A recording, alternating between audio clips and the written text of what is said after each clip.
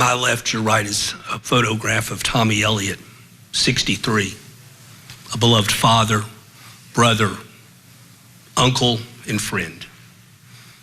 He was a pillar of this community. Jim was my amazing husband of 24 years, a father to 4, a grandfather to 2, and a friend to so many.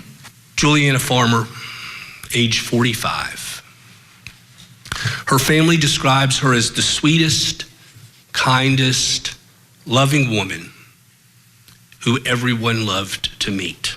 9 months after the deadly mass shooting at Old National Bank in downtown Louisville that killed 5 people and injured several others, a group of survivors and victims' family members gathered for a news conference on Tuesday afternoon. This after filing a lawsuit against the local gun shop that sold the gunman the rifle used in the tragedy. The tragedy that took place at Old National Bank is infinitely more horrific because it didn't need to happen.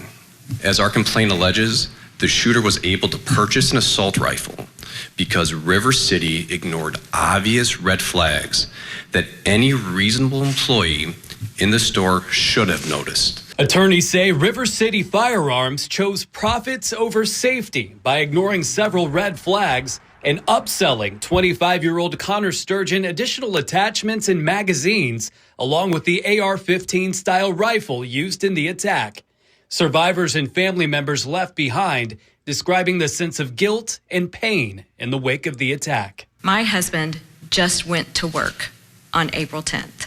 Karen Tutt, the wife of Jim Tutt, finding a newfound purpose in life, driven by the loss of her husband of 24 years, taking action to prevent other families from feeling the loss and trauma she and so many others feel now. If it can happen to him and the countless others that have been victims of mass shootings, school children and teachers, people going to movies and concerts who have been massacred by acts of gun violence, it can happen to you or your loved ones too.